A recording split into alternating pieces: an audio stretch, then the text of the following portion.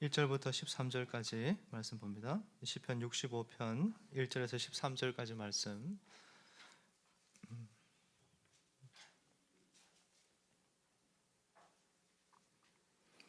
네, 우리 한 절씩 교독하겠습니다. 제가 먼저 읽겠습니다. 하나님이여, 찬송이 시온에서 주를 기다려오며 사람이 소원을 주께 이행하리이다.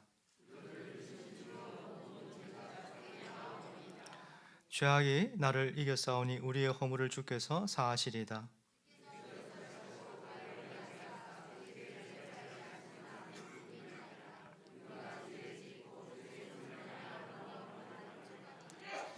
우리 구원의 하나님이시여, 땅의 모든 끝과 먼 바다에 있는 자가 의지할 주께서 의를 따라 어미하신 일로 우리에게 응답하시리이다. 바다의 설렘과 물결의 흔들림과 만민의 소요까지 진정하시나이다.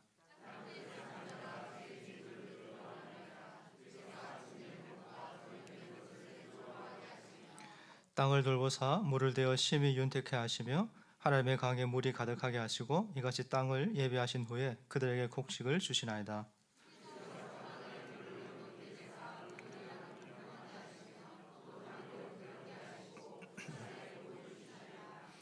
주의 은택으로 하늘을 관시우시니 주의 길에는 기름 방울이 떨어지며. 같이 읽습니다. 초장은 양떼로 옷 입었고 골짜기는 곡식으로 덮였으며 그들이 다 즐거이 외치고 또 노래하나이다. 아멘.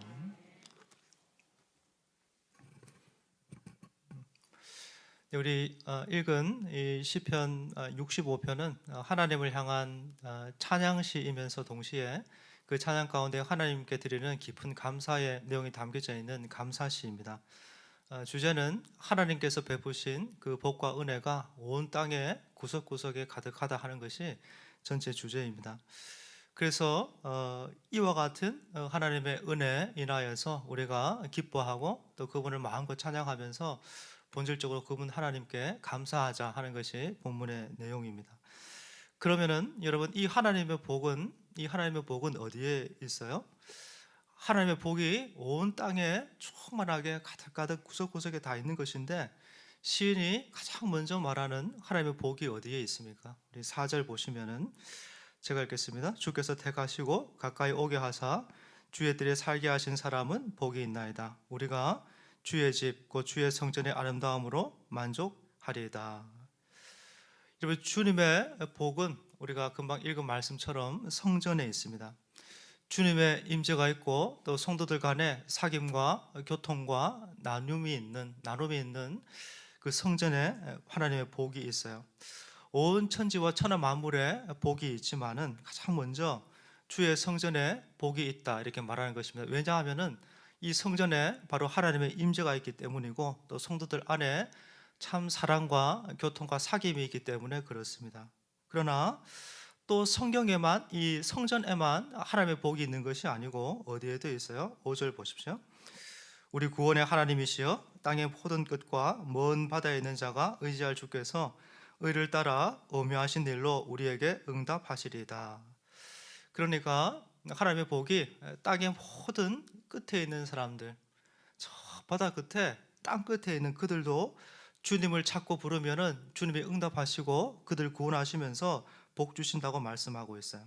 그래서 주의 복은 1차적으로 성전에 있는 것이지만은 정말 외롭고 고독한 사람들, 그냥 저기 땅 끝에 떨어져 있는 사람들, 없는 사람들, 힘든 사람들, 아파서 고통 중에 있는 그들에게도 그들이 정말 하나님을 찾고 부르고 그 하나님을 구하면은 응답하시면서 구원을 누리는 복을 얻게 된다 말씀하고 있습니다. 주님의 복은 성전에도 있고 또 저 멀리 땅 끝에도 같이 있어요. 특별히 이런 주님이 어떤 일을 하시는가, 여러분 6절 7절도 보십시오.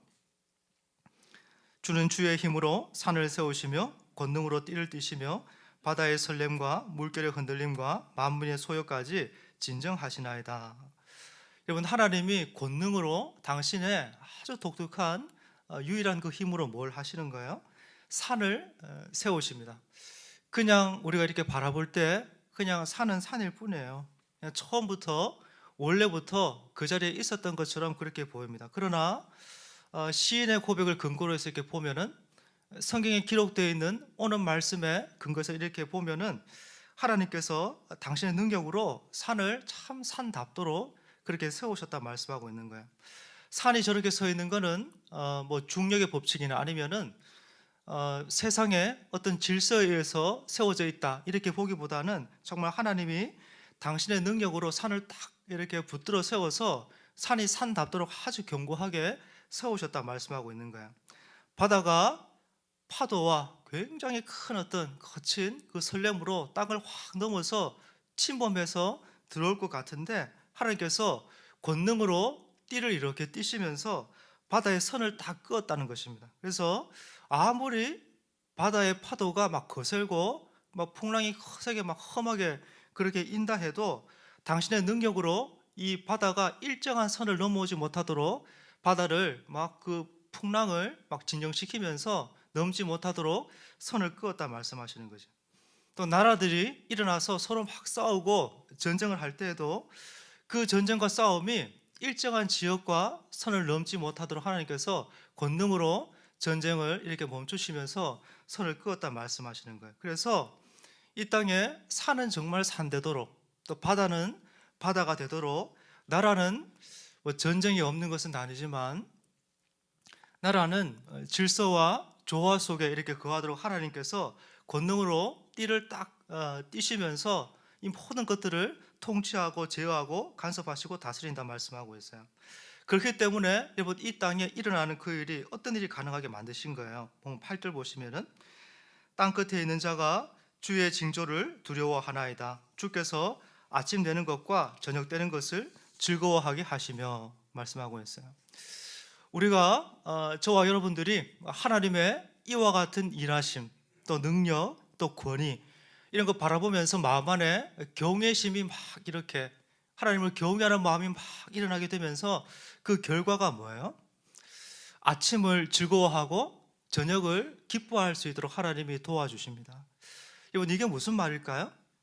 산은 산대로 그냥 그렇게 서 있고 바다가 아무리 흉흉해도 절대로 바다가 경계를 넘어서 땅을 침범하는 그런 일이 없도록 그 막 거센 파도를 하나님께서 진정시키시고 나라들이 막 싸우고 서로 다투고 전쟁할 때에도 절대로 하나님께서 당신의 권능으로 나라를 제어하시면서 넘지 못하도록 이렇게 하시기 때문에 여러분과 제가 이런 하나님의 권능, 그분의 일하심, 정말 경이로운 놀라운 일들, 그분의 흔적들 바라보면서 아침을 이렇게 맞이할 때에 아이고 오늘 하루는 어떻게 살까 이렇게 염려하고 걱정하지 않고 기쁨으로 아침을 맞이하고 또 하루를 마치면서도 하나님의 이와 같은 일하심 그 경이로운 일들을 바라보면서 있기 때문에 아이고 내일은 또 어떻게 살까 뭐하고 살까 이렇게 막 두려워하면서 그렇게 하지 않고 평안하면서 안식하면서 저녁을 맞는다 말씀하고 있어요.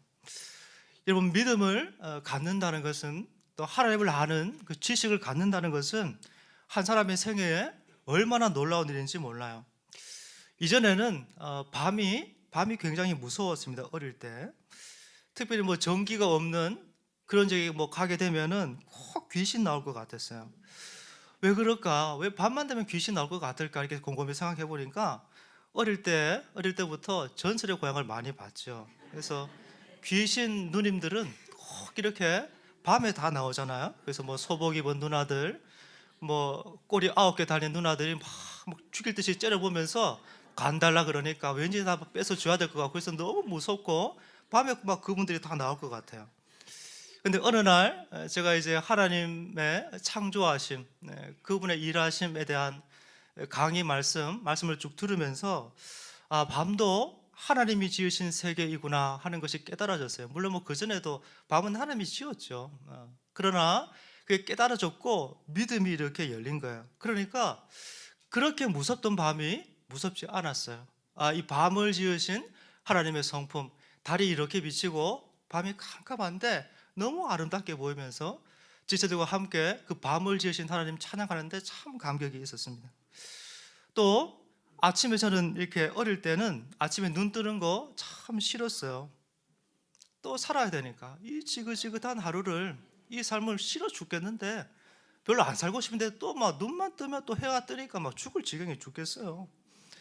그런데 삶의 어느 시점에 하나님을 이렇게 가슴으로 만나고, 그리고 저의 출발을, 저의 시작을, 저의 뿌리를 엄마 모태 있기 전부터 저의 진짜 뿌리를 알게 되고, 그러면서 하나님을 알고 나를 정말 저 자신을 사랑하게 되면서 참 아침을 맞는 게 굉장히 좋아졌어요. 기분 좋게. 어느 날 아침에 이렇게 눈을 뜨는데요, 제 귓전에 아침에 그 참새 소리가 막 이게 짹짹짹 이렇게 막 들리는 거예요. 그 순간에 이렇게 눈을 뜨면서 내가 홀로 있지 않고 하나님이 지으신 이 세계 안에, 아버지의 품 안에 내가 안겨 있구나, 이게 막 마음이 믿어지는데 눈물이 그냥 주르륵 났어요. 내가 너무 좋았어요. 저 자신이, 제 삶이 제가 너무 좋고, 인생을 정말 열심히 살고 싶은 마음에 막 일어났어요.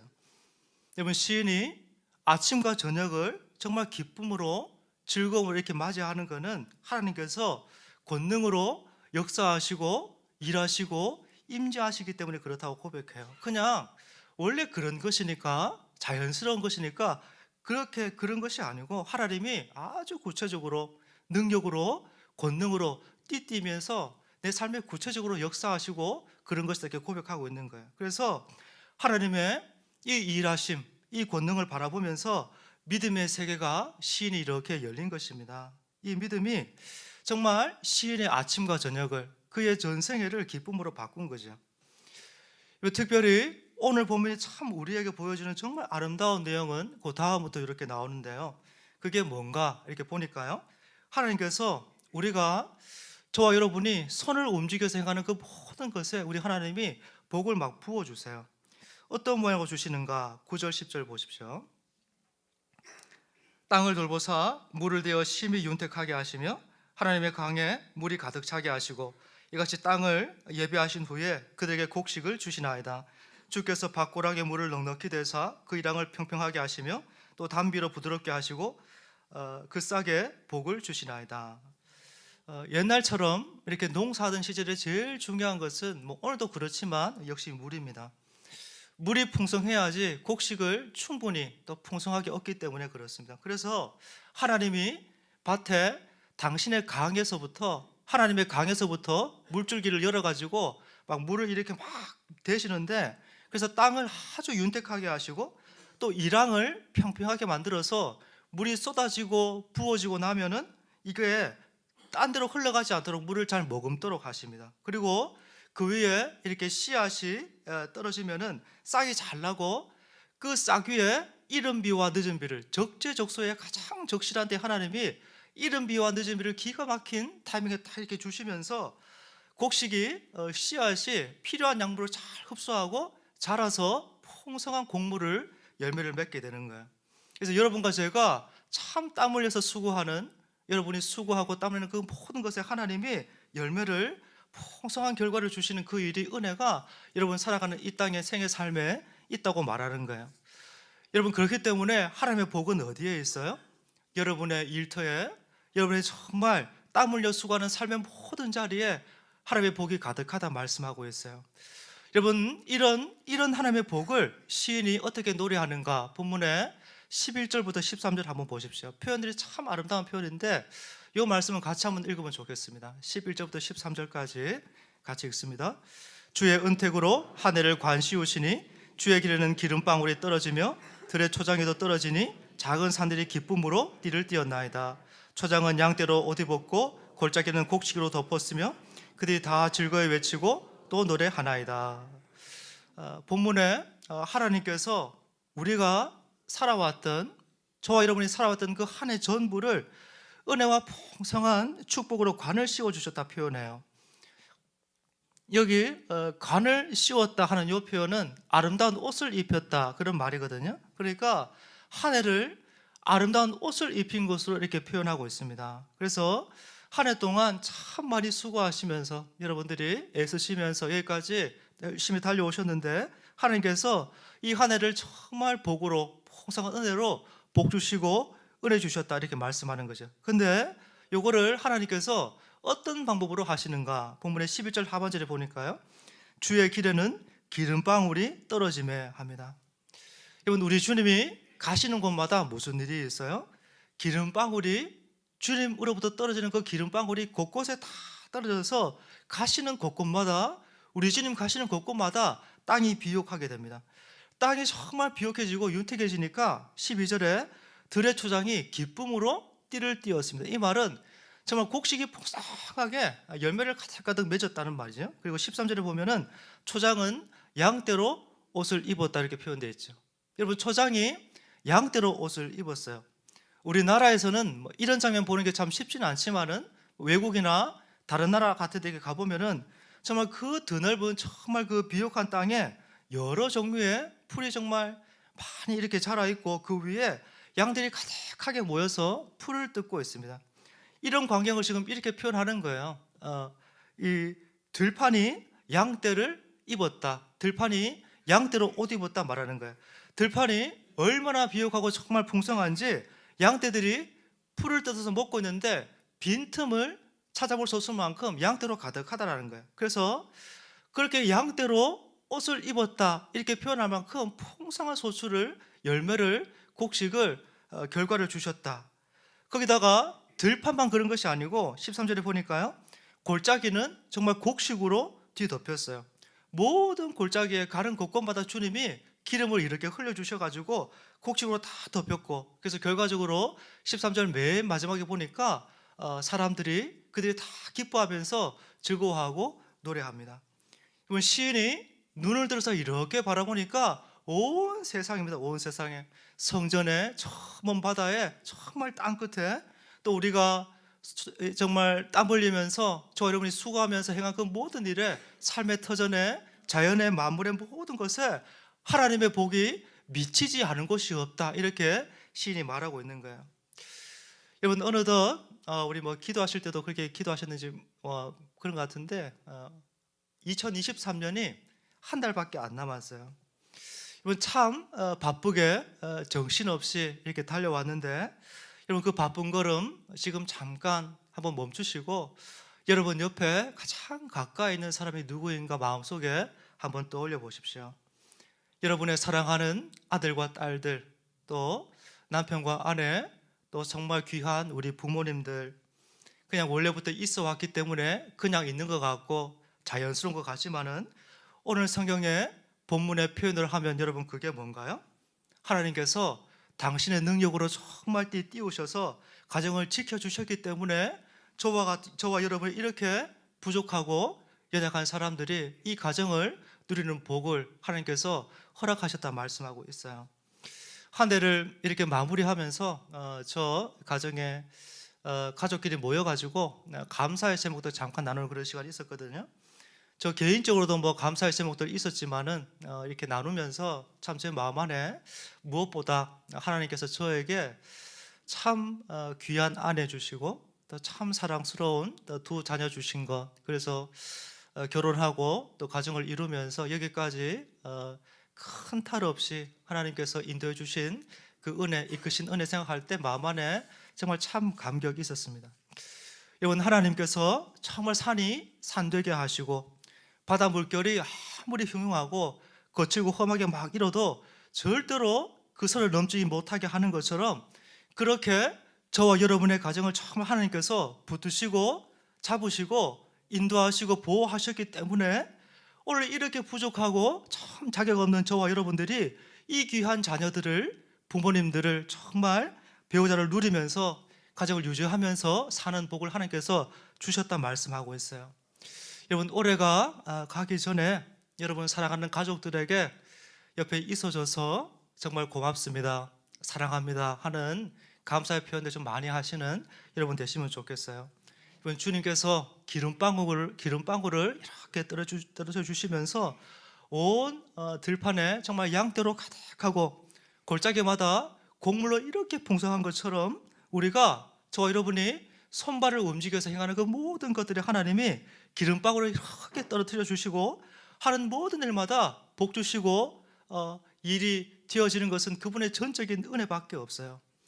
여러분, 한 해를 우리가 이렇게 돌아보면서 하나님께서 우리에게 정말 행하신 많은 것들에 대해서 감사의 제목 참 많이 있지만은 그것도 뭐 그렇지만은 더불어서 이렇게 정말 허물 많고 문제 많고 죄 많은 문제투성이 실수투성이 우리 같은 것들을 정말 하나님이 싫어서 내치지 않으시고 언제나 우리와 동행하시면서 주님이 기름을 이렇게 부어주시고 그러면서 늘 함께 하시는 그분의 동행이 있기 때문에 또 저 여러분의 생을 정말 영생으로 축복하셨잖아요.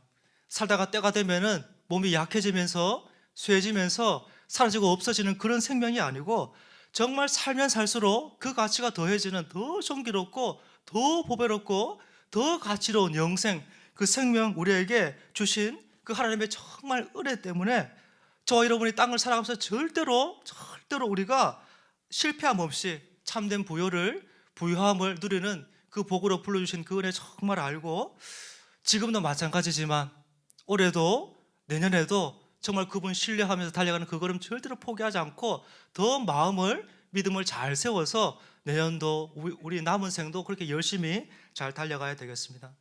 이번 하나님께서 더 큰 가족, 은혜와 진리 안에서 어떤 면에서 진짜 가족이라 할 수 있는 교회를 저와 여러분에게 주셨어요. 교회 안에 정말 하나님의 그 임재로 인한 정말 성전 안에 진짜 그 성전에 가득한 아름다움, 그리고 성도 안에서 정말 소통하고 교제하면서 내주하시는 하나님의 정말 성품의 그 아름다움, 그리고 그 하나님의 임재로 인한 그분과 함께 하심으로 인한 정말 사귐과 교통과 나눔과 하나됨이 있는 연합이 정말 만들어내는 사람 말로 다 형언할 수 없는 한 몸 되어질 때 정말 누리는 하나됨의 그 아름다움, 우리가 교회 안에서 지내게 될 때에 서로를 바라보면서 이 모든 것들이 그냥 주어진 것이 아니고 하나님이 선물로 정말 주신 거 알고 서로에게 감사하고 정말 기뻐하는 저 여러분 정말 되면 좋겠어요. 여러분, 세상은 저와 여러분들이 정말 누리는 이런 일상의 평범한 가치에 대해서 보는 눈이 별로 없습니다. 그냥 본다 해도 그냥 희미할 뿐이에요. 그러나 정말 자고 깨고 하는 그 중에 이런 정말 평범한 일상이 그냥 평범한 것이 아니고 정말 하나님께서 붙들어 주셨기 때문에 정말 아침이 정말 너무 행복하고 저녁이 정말 행복한 것처럼 이 모든 것이 하나님께서 주시는 은혜인 거, 그래서 행복인 거 절대로 잊으면 안 되겠어요. 이건 우리의 일상뿐만 아니라 하는 그 모든 일에 우리 하나님께서 기름방으로 이렇게 떨어뜨려 주셔서 여러분이 하는 그 모든 일에 정말 풍성한 열매 맺고 또 혹시나 메마르고 공고한 땅을 지나는 분들 계시면 어려운 관계 또 정말 악정고투하는 또 사업과 일터 속에 우리 자녀들, 가정들 그 모든 것에도 하나님께서 기름방울을 정말 많이 떨어뜨려 주셔서 어렵지만 다시 살려내시고 회복해 하실 것에 대한 여러분 선제적인 감사 여러분 안에 풍성하시면 정말 좋겠고, 그래서 오늘 남은 하루도 그렇고 올 한 해 남은 마지막 한 달까지 우리 안에 이런 하나님 중심으로 서로 바라보면서 서로에게 감사하고 축복하고 경외하면서 몸을 세우는 저와 여러분 되시기를 예수님 이름으로 축복합니다. 우리 마지막에 했던 찬양 하나 할까요? 우리 행복이라는 찬양 우리 하나 하면 좋겠습니다.